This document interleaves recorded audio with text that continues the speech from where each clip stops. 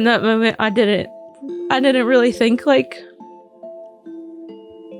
it was what it was.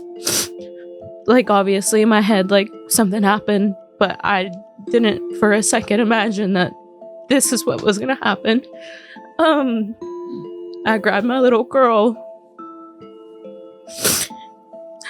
And I prayed so hard.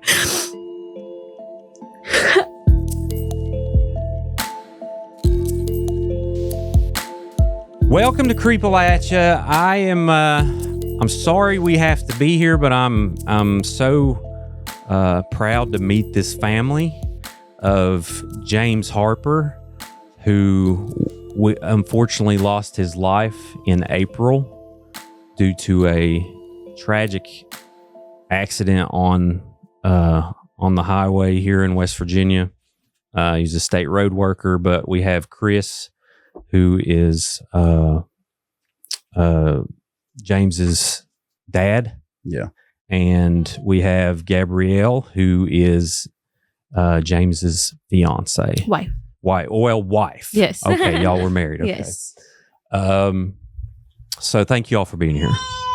And we have baby Eliana James in the background that we're going to hear every now and then. She's just so pretty. Which is Gabrielle and James's daughter. Yeah. How old is she? She'll be 11 months. 11 months. Yeah. Well, thank you all. So let's start with who James was. So let's talk about, Chris, when you first found out you was going to have, and how many kids do you have? Got 4. 4 kids. Okay. And James was... He's my stepson. I can't picture. He's about 2 years old. Right. Yeah. Okay. So when you first met James at 2 years old, what was he like? He just got into everything at the time. So, but through him being a baby, just never had problems. But growing up, never had no issues whatsoever out of him. And never, not one time has he ever talked back, or just real respectful from elementary days. And he just carried that on through life. And just when he got older, got a personality about him, and just he loved being around people. That's what he loved, being around people, and he loved his family, and he had faith in God, and he was just good morals. Have you all always been around Raleigh County? Yeah. Okay. So, and how old was he when he passed? I want to make sure that I get it correct. 24 years old. So tragic. So what kind of, was he into sports growing up, or what? Yeah, he was in basketball all throughout school. Mm-hmm. And then here recently, last few years, he got into golf.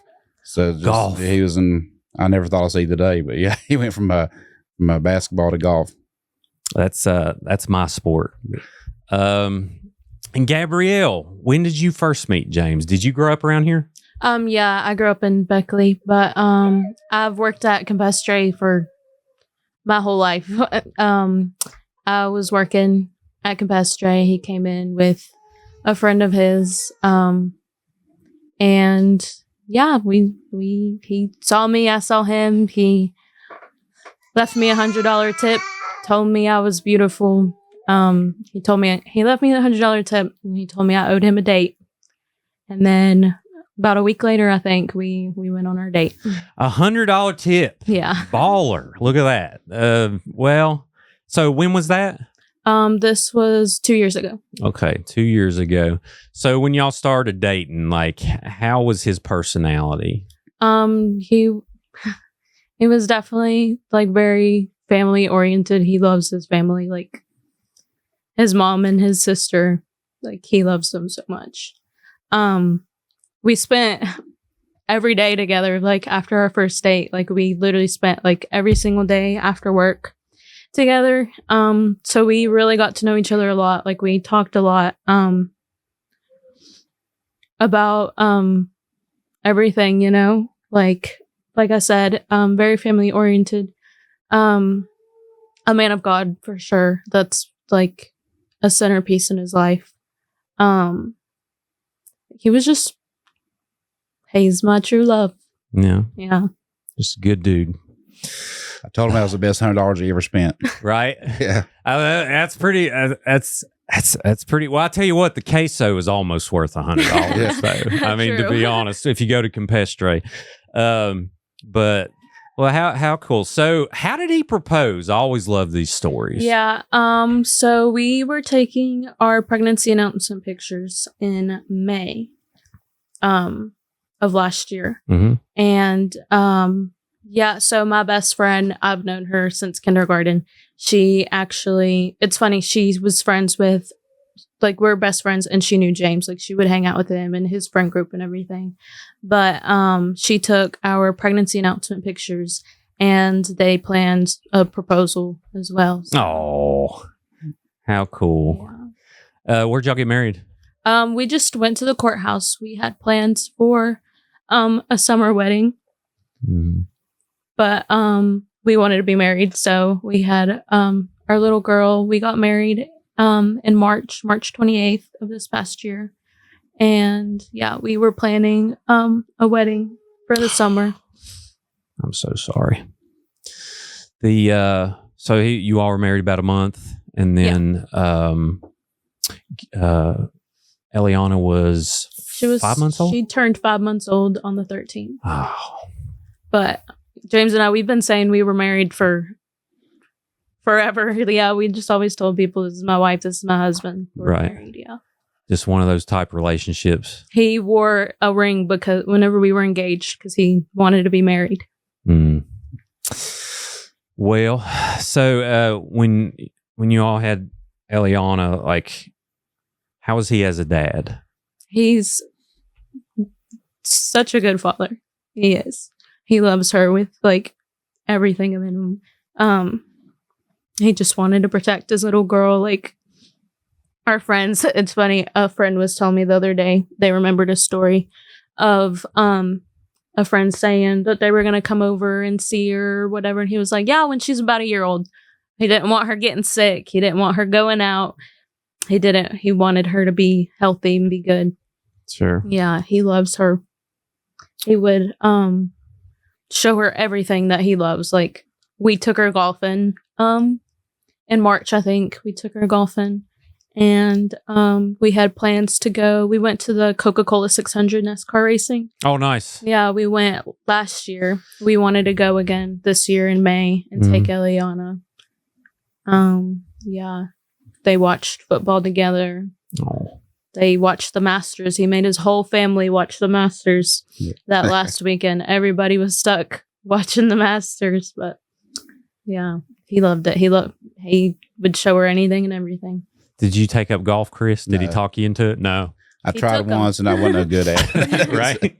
He's like, nah. But he was even so excited about the Masters. I'll never forget, the day before he passed away, and somebody hit a shot, and he was holding the baby and got her asleep, and he jumped up yelling, hollering, screaming. We just got the baby asleep, and he just loved golf.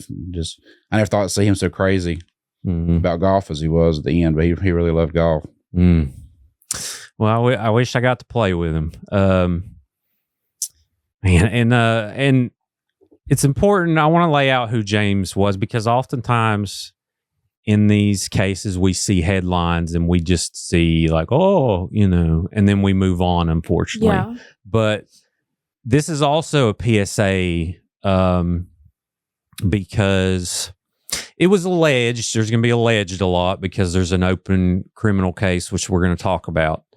But in the criminal report, it was mentioned that a witness had allegedly saw the driver of the vehicle with his head down. So that, speculation is assumed that it was distracted driving, possibly looking at his phone. And this is why it's so important for you to put these phones down when you're in vehicles, because tragedies like this happen, unfortunately, all the time. And you all had James one day and the next day you didn't. And you all were trying to start a life, and you were starting out, and he had a good job, and then all of a sudden here we are. So this is going to be hard, and you can talk about this to the extent that you want, but let's start with Chris. The day that James passed, what was the first phone call or inclination that you learned something was wrong? My wife called me.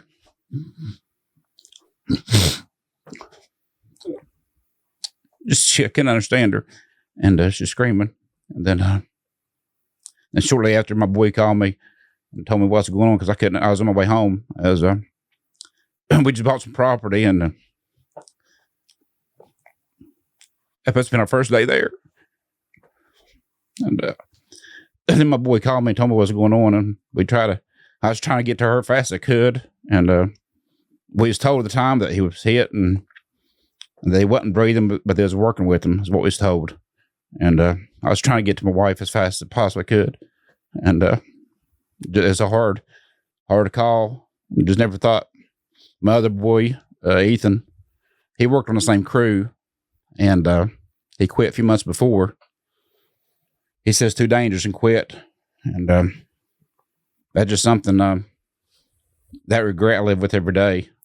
I should have listened to him more and should have had James quit, and it's a hard thing to live with. Well, that's a natural feeling. Obviously, it's nobody's fault but the person who hit him.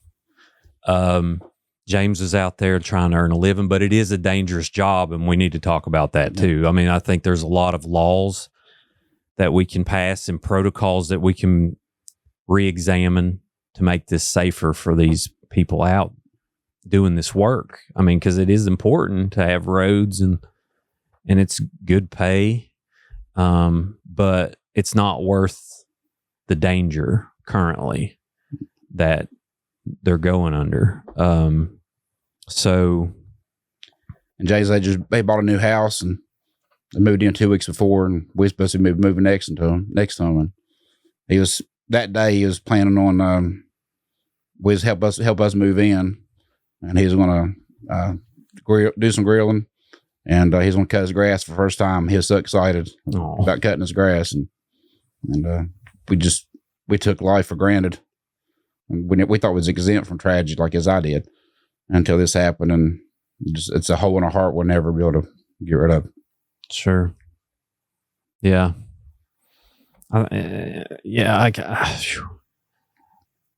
So this is like the most traumatic thing you all have never had anything whatsoever. This happened. So yeah. Oh man. And especially too, I mean, he was a big brother too. So I mean, he's a big leader. Yeah. And, he's a good brother. How are his siblings handling this? It's tough. Yeah, day by day, and his impact is the impact he had on our life was like him getting when he had Eliana, he grew up like right then, and I never forget just watching him. I was like, was I that good as a dad as he was? And he was just awesome dad. Sorry to cry. Just no. I listen. Yeah, you don't have to apologize at all. It's this is a hard thing, and you all, we're trying to create change, and you all wanted to come on to not only memorialize James, but to try and just say, hey, let's fix this. The pain that we felt as a family and still feel, our biggest thing is we don't want another family to go through that. Yeah. And if we can put laws in place or make phone calls or whatever we got to do to make those guys, their lives safe, they can go home to be with their family, we're going to fight that fight. Yeah. And with everything we got. Yeah. And you mentioned him, how him growing up. I'd say that was a good feeling for you to see, like, whoa, James is like, he's a whole adult now. This is pretty cool to watch, and just starting out, and now, hopefully this will be out there so Eliana can listen later, and she can kind of learn, and you all are going to talk to her and tell her who James was, and show him pictures and show her memories. But well, Gabrielle, what about you on that day? Do you remember where you were when you first heard? Like he said, we had just moved into our house. We bought it. It took us a long time to be able to get in it just because power poles, you know how that works, A, B, and everything. Mm-hmm. But we finally were in our house. And like you said, like we had like such a big plan, you know, like they live right beside of us. He proposed to me on that land. It's where our future was gonna has started. But yeah, that morning, every time Eliana wakes up, and he was at work, I would send him a video of her, and we'd be like, "Say good morning to Dada." Oh, Dada, good morning. I'd sent that video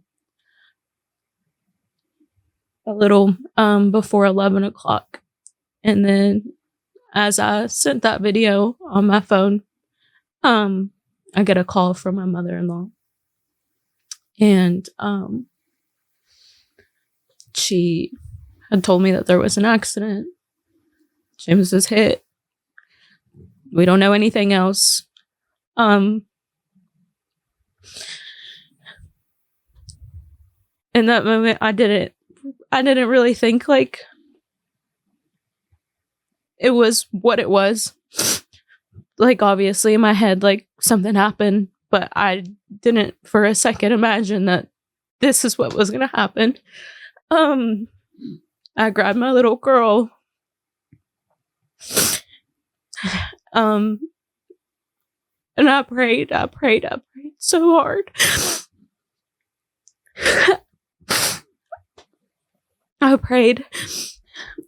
I called my mom. My mom, she can sleep all morning. She didn't answer, but I kept calling her. I told her what happened. She came down right away. It's whenever we went down to Charleston, met everybody else down there. By then, we already knew because people talk. People, you know, the news is posting stuff on Facebook and things are being said, and you yourself don't even know what's going on, and it's really hard.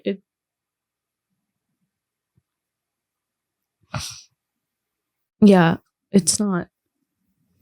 Yeah. Yeah, I could,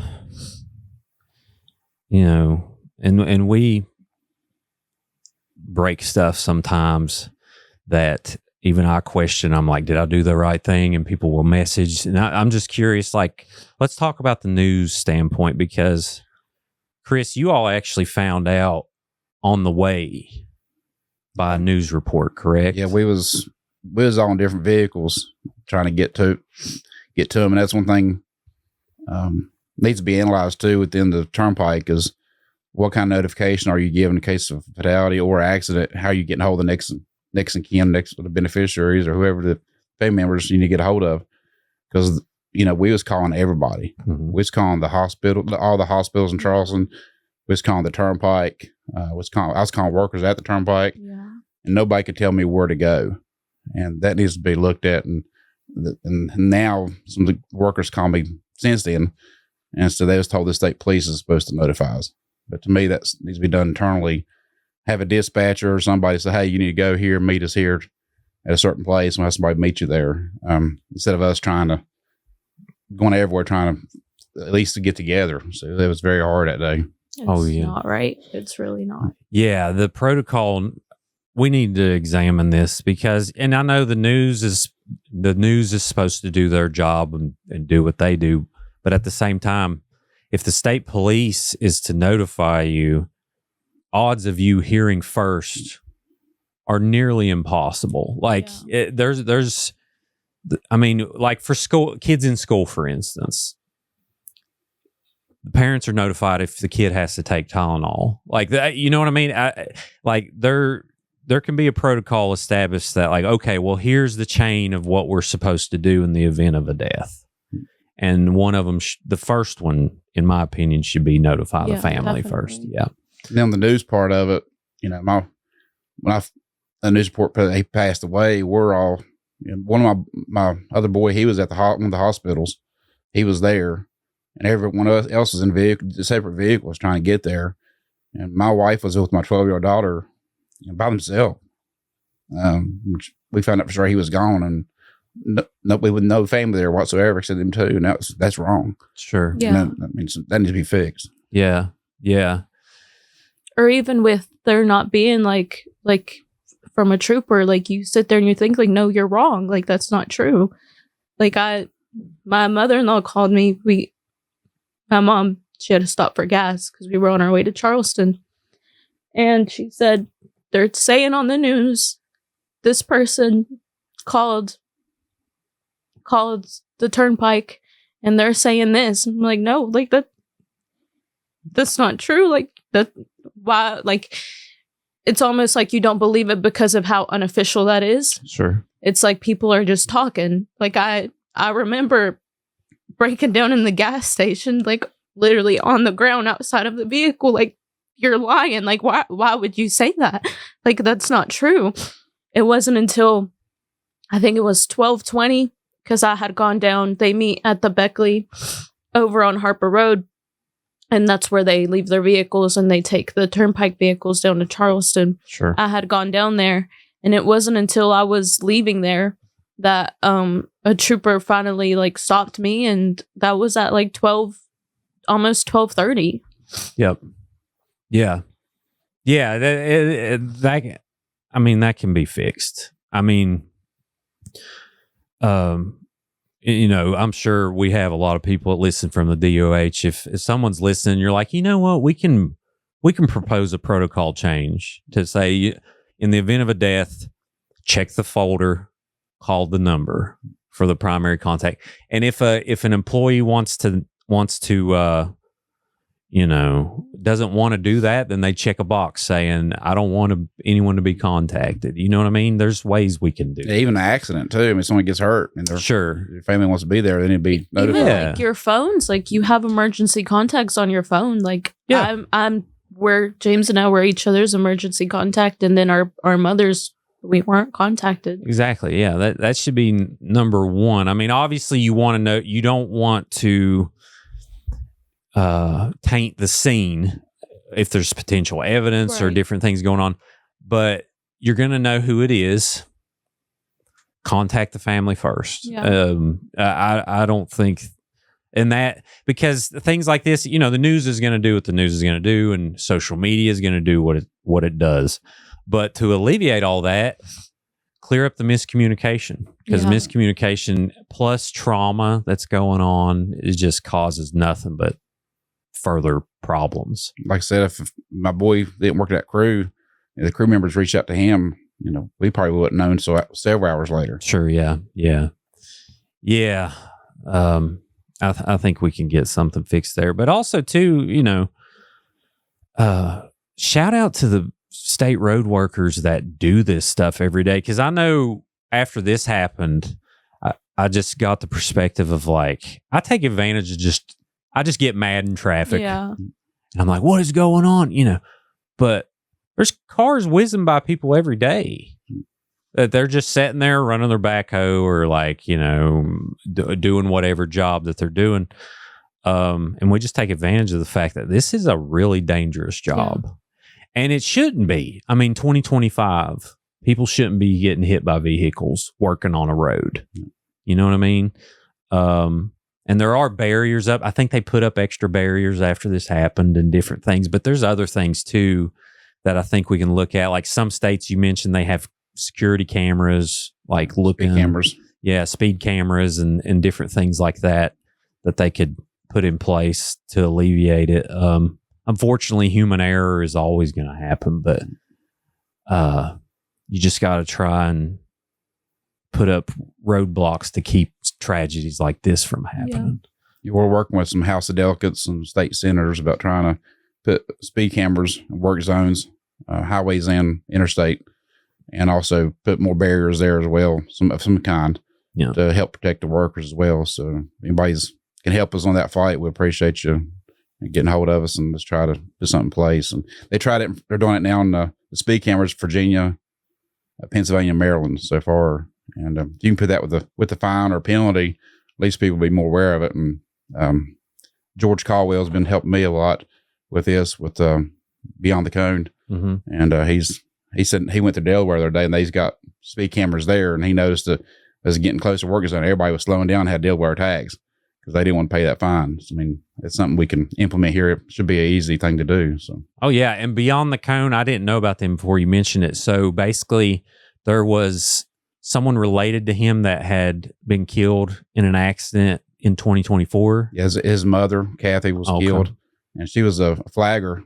And that time when she got killed, the person who did it, I think tried passing their vehicle, if I understand it right, and hit his mom, and all they had to pay was $100 fine at the time. That's all they had to pay. So that's for taking the life of somebody. And I think she was distracted as well, probably. Sure, yeah. Yeah. It's crazy how those like fines are measured. Like, yeah, $100. Like, there's a life not here. Someone's mom that's been here their whole life. And she didn't lose her driver's license or anything. There was just that's crazy. No a suspension bond for what was it, like selling like underage adults like under 21, like I don't know what it was. I didn't really read the article, but his bond was way up there, and it's crazy that obviously that is a big issue, but like something like that compared to taking a life is sure. The big difference. Yeah, and we'll walk into the criminal aspect of it if y'all want. Yeah. So, and I want to say up front, obviously, I don't think the driver, well, not obviously, but I don't believe that he wanted this to happen. But at the same time, accountability has to be held, because if someone knows, like, oh, it could be $100 fine versus 15 years in prison, you're probably going to think twice about picking up your phone and paying more attention. But the driver was from New York, correct? Yes. And he was in a semi truck. And again, according to the criminal complaint, there were, let me bring up the exact initial charges, because there's been some developments here in the past month that we're going to talk about. But Anvar Sabernov, I think that I'm saying that correctly, from New York, is who hit James in a semi-truck. He was a semi-truck driver for some company hauling freight. And they ended up, after the criminal complaint suggested negligent homicide, which is basically when the death of any person, I'm going to show the criminal report that I found on the internet, but when the death of any person ensues within 1 year as approximate result of injury received by the driving of any vehicle anywhere in this state in reckless disregard of the safety of others, the person so operating such vehicle shall be guilty of negligent homicide, and that's a misdemeanor. Which has, up to $1,000 NMT. I'm not sure what that acronym means. But also there's another charge, which was failure to maintain control, which is basically a misdemeanor as well. No person may drive a motor vehicle on a highway at a speed greater than is reasonable and prudent under the existing conditions. And basically to set the scene of where they were at. So it was 77. Correct? Yep. And there was work going on. Where was it at on the road exactly? Like it was between Beckley and Charleston, correct? Yes. Okay. More towards Charleston. Okay, it's closer to Charleston, so like 20 minutes from Charleston. It was in Kanawha County. Yeah. Yeah, it was in Kanawha County, which it's being prosecuted under. And basically, there's been a lot of road work going on over the past several years. And I think there's still road work going on here where this occurred, correct? And they put up barriers, and there's a couple things going on there. But basically, James was out working. Do you know exactly what he was doing at the time? Asphalt. Okay, so they were pouring asphalt, and then this semi. Did he cross a barrier? Was there a barrier there, or there wasn't a concrete barrier? Okay, there was no concrete barrier at all. Okay, so there was just like road cones. Road cones, I believe. Shoo-wee. Yeah. Okay. And everybody else was going into the proper lane. Right. But when he came in and he was supposedly driving through the work zone, had his head down, is what the witnesses said. So Yeah.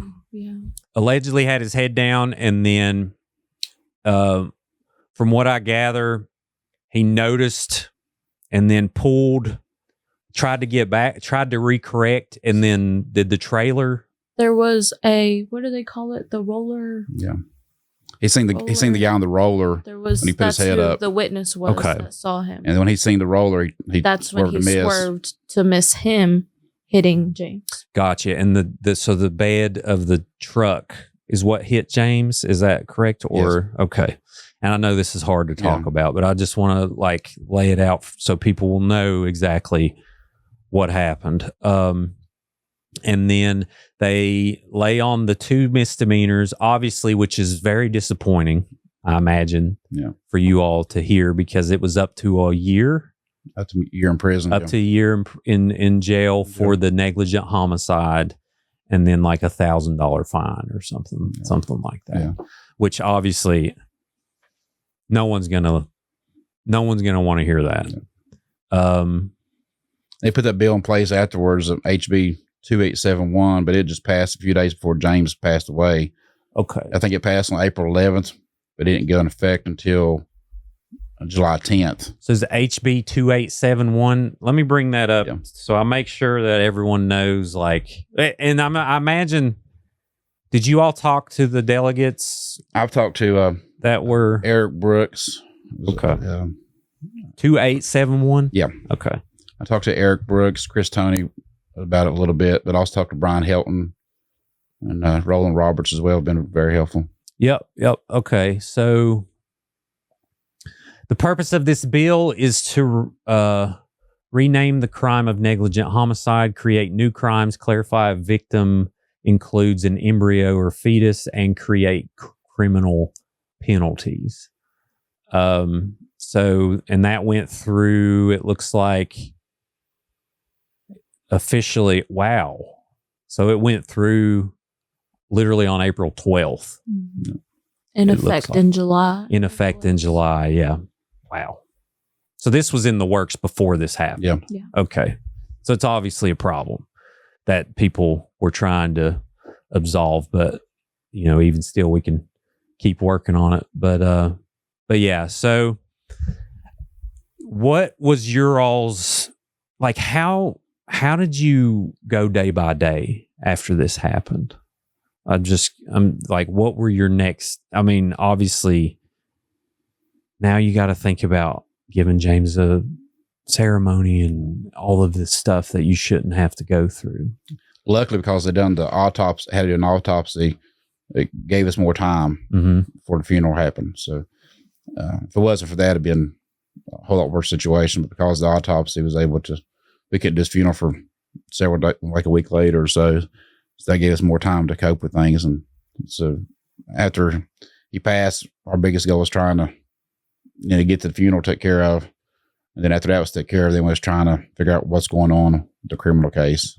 Sure. So it's just a hard thing. You never thought as a father you have to bury one of your children. And, it's a hard thing to do. I can only imagine. Especially somebody he gave everything for his family, and all he wanted to do is come home, be with his girl and his wife. That's all he wanted to do. And because of somebody's gross negligence, he wasn't able to do that. Yep. So what were your initial thoughts when you learned of the charges? I never paid attention to stuff like this before, hardly. And I was really shocked that you could take a life and be up to a year is what the charges was. And at the same time, I'm at the point too, is if accidents happen, I'm with whatever happens. If you do something out of negligence, I believe you should pay that for that crime. I don't want no special treatment for us or anybody else, but to me, the law is the law, and you should pay that for whatever that penalty is. But seeing a year for taking a life, it was just, especially if he was distracted, I thought that was just not fair punishment whatsoever. So sure, yeah. Well, and accountability, it's it's like anything else. Especially like, you're in a semi truck and you're doing something you're getting paid to do. You got to be professional, and you got to, like, this is what happens when you don't take that serious, allegedly. So yeah, I everyone out there, I'm sure, is thinking like, yeah, I'd be mad. What about you, Gabrielle? Are you kind of just like, what do you think about? Are you just trying to like, well, now I got to raise raise Eliana and figure out how we can still have a life? Yeah. I'm very, very thankful for my father-in-law. He, even from the beginning, like getting our house together, the property in our house and everything, him and James, they literally, because I was pregnant, they took care of everything, literally everything. They never bothered me for a thing. Like any stress that they could take off, like they did that. So, and that's the same with now. And whenever this happened, like he has taken charge of everything. Like he doesn't want us to worry about like having to, it's a lot. People don't think about it, but it's a lot, from planning a funeral to, like, like bills, like everything. Like it's a lot. And then on top of that, to have like the criminal parts in it, it's a toll. But, yeah, he's kept us to date with everything. He's taken care of everything. He's just really been like the standpoint and like everything. But that's a beautiful aspect of this, is I imagine, you all were going to live next to each other, so it's obvious you get along. A lot of people, you know what I mean? I'm like a good neighbor. Yeah. Okay. Yeah. Oh, yeah. And that's State Farm plug. Yeah, that's what you do too. Yeah. You sells insurance. But yeah, a lot of families don't get along. Yeah. So obviously, I imagine something like this would make you all come together closer than ever before. Yeah, the problem was when this first happened, not only do you have the funeral stuff you had to take care of, but then there's other things we had to do too. And there's a time frame we had to get things done by. So it was, and those information was coming in too that, and I never told her this either, but there was things I knew that I could not disclose. I had to give them some space for her and my wife. I couldn't just say, hey, here, we got 10 things we got to go over. Sure. They wasn't ready for that. So I had to gradually say, hey, we got to take care of this, and then wait a while and let them cope from that and come back with something else. And I couldn't throw everything on them that I knew. And I had to keep notes in my phone of what I had to discuss with them. But everything I did, I made sure, that they knew about it and was aware of it. But I had to wait for the right time for them to heal, because it's just something we never thought we was going to live with. And sure. And I was trying to make sure whatever load is already bad enough. They lost, she lost her husband. My wife lost her son, but then had everything else she had to do on top of it. I didn't want that put out on their shoulders. So I was trying to do everything I could possibly and just give it to them when it was time. Yeah. Yeah. I definitely see that. Obviously you reached out and we exchanged numbers, and we've been talking really since, I think it was April that we talked. And you all said, about coming on the show, and obviously I told you, like, anytime, open invite, but whatever else I can do, don't even worry about the show. But I think it's definitely important for people to hear this experience, because for one, be grateful for certain things, the workers out there doing this dangerous job, but also stop with the distracted driving. It's enough already. Pull over, do whatever you have to do, because this is what happens. It's still happening in Raleigh County. It's just devastating. But I got people tell me all the time that since this has happened, they realize that they need to slow down on work zones. It's that's just locally. So just imagine what kind of impact can we make statewide. Yeah. And that's why I'm joining with Beyond the Cone, helping them out any way I can. to let people know about their organization, and let's try to make it safer for those guys at work. Yeah, for sure. And Beyond the Cone is on Facebook. I'm not sure if they have a website up yet. I don't think so, but yeah, I'll definitely follow this effort. And I see they shared a photo of James, and we can. George has been very, very good. He was recommended me by Brian Helton. And he's been there because of his mother, and man, he's been a big help to me to give me directions about where to go and who to talk to. And like I say, now we're teaming up he's taking the lead, and I'm following him on trying to get some more laws passed. And yeah, man. Yeah. And Senator Helton or whoever's listening that wants to propose some legislation, we'll definitely back it and tell people, hey, vote, make sure to push this bill, whatever we got to do to help, we will do. So the recent developments in the case is so if you go on the magistrate records, someone may see the case and get confused for Anvar, but it says that the misdemeanors have been dismissed. Okay. And this is what happened on actually September 23rd. They dismissed the charges, but they did this for the potential of increasing the charges for felony, and we're not sure what those charges may be. The grand jury's going to decide, but they're going to try and the prosecution team is going to try and up the charges, basically upgrade the charges,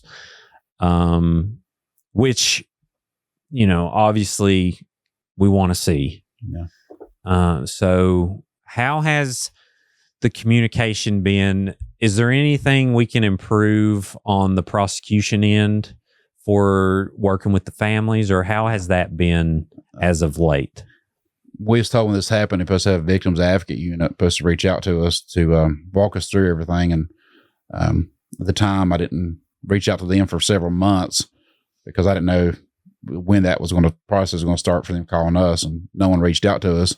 So the week before its first hearing, I started calling Kanawha County and say, hey, what's going on? Nobody's contacted us. And finally I was able to get some communication going. Then at that time I said, hey, can we have a hearing set for later? There's just a meeting between us and figure out what's going on. And that's kind of pushed off. But here it's been kind of hit and miss. Didn't really have no help till recently. But then now looking back at it, I see that Kanawha County's, the prosecuting attorney's office only has 2 criminal victim advocates there in the whole county, and Kanawha County, I think, it's got over 40,000 people there. So they've got and that's funded by the state, I believe. So to me, 2 advocates for the whole county is not enough. So, I mean, to me, that needs to be looked at too, is, how can we get these families resources they need during these times? And I think it's because we don't have enough funding in those areas. So that needs to be addressed. 100%. Yeah. I think lack of staffing is but at the same time, these families are frustrated. There's so many frustrated families that have a communication issue, and it's hard to know who to contact. And, I know the prosecution teams, they want to do a better job too. It's just, they're getting, some one person between probably 20 to 50 cases added a week. Yeah. And then you start to get overwhelmed and overworked, and then the holes start poking in the boat, and water starts pouring out, and it's just hard to resolve. But I think, obviously we need more victims advocates and more funding, to be honest. So I didn't realize there was a victims advocate until this happened. So. Sure. Yeah. And now we're in communication with them, and like Kanawha County, they had to hire somebody else because one quit. So now they got another one on staff now. So, but to me, that's just that big of a county.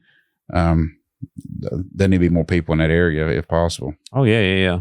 Yeah. And I'm sure every county's like that. I mean, I'd say there's counties don't even have victim advocates, to be honest. But we are grateful for the charges being upgraded to felony. Our family's very appreciative of that too. So yeah. Shout out to the prosecution office for trying to go for more, because often, they only have limited options, and they're like, well, we got to take what we can get. But it looks like, they're definitely doing their best, and we hope that justice is served, whatever that may look like. I mean, you're not James isn't here, but at the same time, we can do things in his memory to ensure that other families, either don't have to go through this or also receive the justice they deserve. Yeah. And this was, it was only 6 months ago. Like, where are you all at now in the grieving process? What does each day look like for you? Gabrielle, you can go first. It's definitely hard. It's the hardest thing. I think, the loss of a child, the loss of a spouse, I think is the hardest thing that anybody could go through. I lost my father whenever I was about 14 years old. That's also how James and I knew we were meant to be. My father's name is James Dean.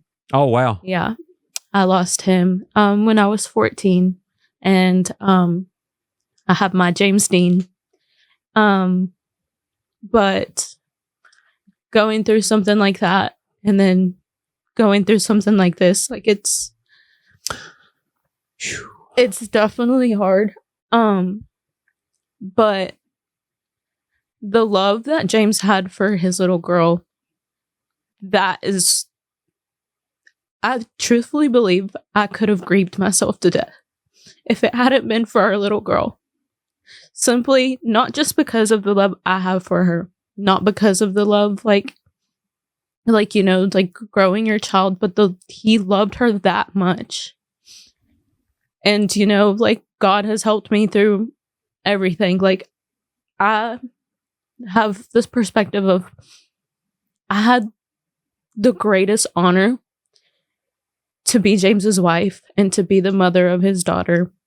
Like, God chose me to help James, complete all of his milestones before his life was taken, and just having that honor, I have to, do good. I have to raise her right. We have to raise her for the kingdom of God. And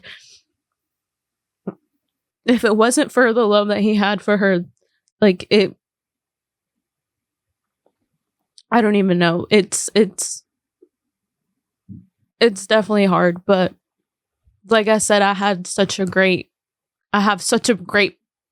position in my life. You know what I mean? Sure.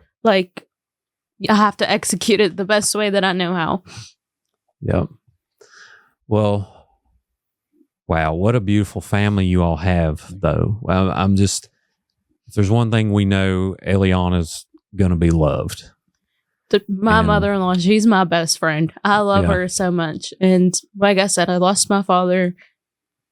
He's been that, the father figure that I lost him young, Sure. And then my sister-in-law, she's only 12. She's the sweetest little girl you'll ever meet. We're definitely close. We spend literally every day together. But Eliana, she loves them. She adores them. And she's so smart. She sees his pictures around the house, and I would tell her, "Where's Dad at?" And she looks at his picture, and she knows who her daddy is. Mm. Oh, that's sweet. I'll tell you what, too, being right next to each other, thank goodness for babysitting, because it is so hard to have that in West Virginia, and you gotta have a close family to be able to raise a kid. It's just, it's almost shout out to the single moms out there, because my mom was a single mom, and I know when my parents got divorced, if it wasn't for my grandparents being across the mountain, been tough.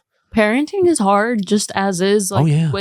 With a mother and father in the picture, and then having such a strong grief, and it being the father of your child, it's a lot. But yeah, I'm thankful for them. Anytime I just need a second, they're there. Anytime we're over there, they don't let me do anything. They're like, "No, I got it. We got her." They love her. They really do. That's great. That's great. All right, y'all. Well, Chris, I'm glad to know you now. You all are an incredible family, and like I mentioned, like I wish we didn't have to be here, but I know that baby's in good hands, and I'm just so sorry. And I hope people are listening to your all story and they think, you know what, I need less screen time anyway. I know these freaking things cause so much anxiety, and I just I wish he was still here, but we're going to keep his name going, and we're going to keep his story alive, and make sure that we can make it safer out here for the people still doing this job. Because I'd say this caused a lot of people to quit. Yeah. To be honest, I know, like in the coal mines, for instance, when stuff like this happens, people are like, this is pretty dangerous. Yeah, you kind of, when you're doing the job, you kind of forget sometimes. But stuff like this shouldn't occur on a state road. Just never should. Yeah. So I think we can do better. But thank you all. Thank you. Yep. Rest in peace, James. And let's, like I said, any delegate, any state road worker, anyone of power that can suggest a protocol, that we're all in this together and we want these things to not happen. I know for a fact that everyone involved that's listening that still does this job, you do not want this stuff to happen. So let's make this safer for these families. And on that, I usually do a call to action of like this video, but I don't even care. This is all about this family and James. And thank you all for taking time to listen, and let's keep sharing his name. And last but not least, everyone always remember, long live Appalachia.